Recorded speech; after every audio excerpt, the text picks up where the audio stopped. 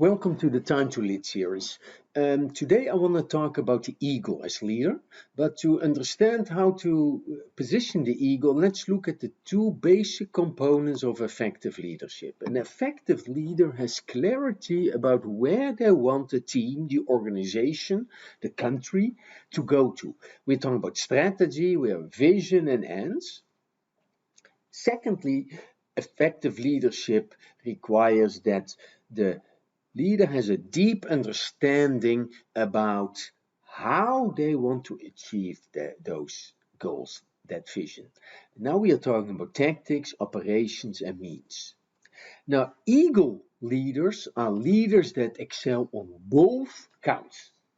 In other videos, I've talked about hedgehogs, which actually excel on clarity where they want to go, and about foxes that excel on understanding about tactics, operations, and means. The eagle leader, though, excels on both aspects to a very great degree. So what are some of the characteristics? They combine actually the qualities of the hedgehog and the fox. They are able to align potentially unlimited ambitions that the leader can set, the goals that they can set for the organization, for the country, with necessarily limited means. Ambitions are in principle can be unlimited, means will always be limited. How can they do that?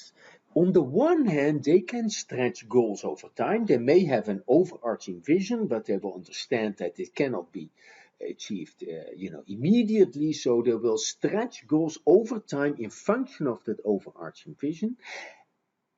And they will purposefully see whether they can increase the means in one way or another. The eagle leaders have at all times in the process a deep knowledge of where they are going and how to get there. So they are very well aware both of the process and the ultimate desired outcome. And they are calculated risk takers. Yes, their vision may be very ambitious, but to achieve that vision, they will take risk, but they will take into account also the means at their disposal. So they are calculated risk takers. If you have watched the hedgehog video, the difference there is that hedgehogs are risk takers. The calculation element is missing in the hedgehog. Eagles will understand also which constraints can be bent to their will and which constraints cannot. So by knowing the difference between the two, and those that can be bent, they will bend, and those that cannot be bent, they will not bend. But to be an eagle requires a constant balancing act between ends and means. And that is, can be pretty exhausting because it is a difficult trade-off. Over time, it's a dynamic process. You continuously have to align ends and means. But if you're able to do that, you have actually the elements in you to potentially be a maker of history. In my book, Time to Lead, as you will find, is that actually most of these truly impactful leaders turned out to be eagles. It was not the way that they set out to be, but actually it turned out to be in my analysis that they were eagles. Now let's look as an example of one of the 20th century greatest eagles and most impactful leaders, Dr. Martin Luther King. Dr. King has had overarching central vision that animated his life from early on, a society where people would be judged not by the color of their skin, but by the content of their character.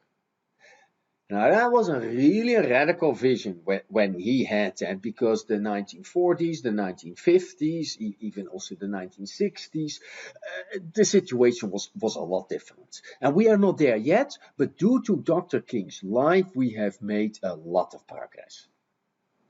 Now that was King's vision, but to achieve that vision, King had a number of set goals, like for example, to stop segregation in busing, what he started in Montgomery, voter registration, a lot of other things. So a number of intermediate goals he had, all in function of achieving this one great overarching goal. And he used a variety of means.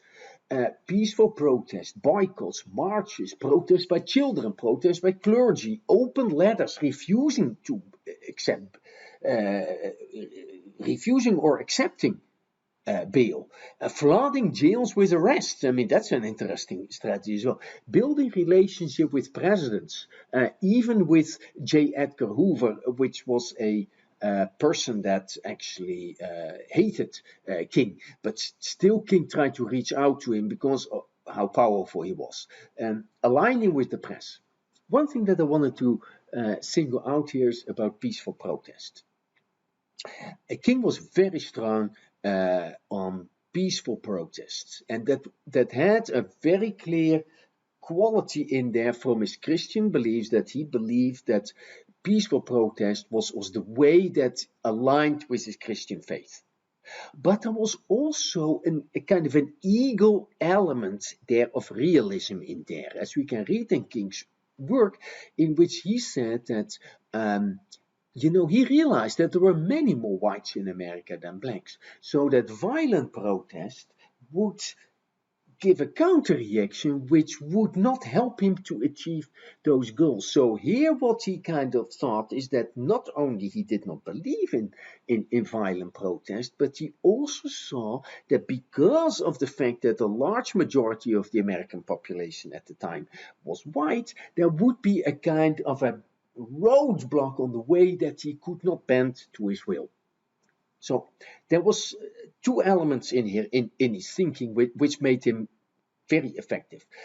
There are other elements, like for example, aligning with the press was a very good way, and he had a good sense of the kind of things that would attract the press, and he understood also that the press was national, no longer regional, and with the modern media that people also in the north would see what was going on in the south, and they would put pressure on Congress to change things. So his sophisticated understanding of the variety of means that were at disposal of the black community under his leadership made him such a supremely effective leader and helped him to achieve a lot of the goals that he wanted to achieve until, of course, his untimely and terrible assassination.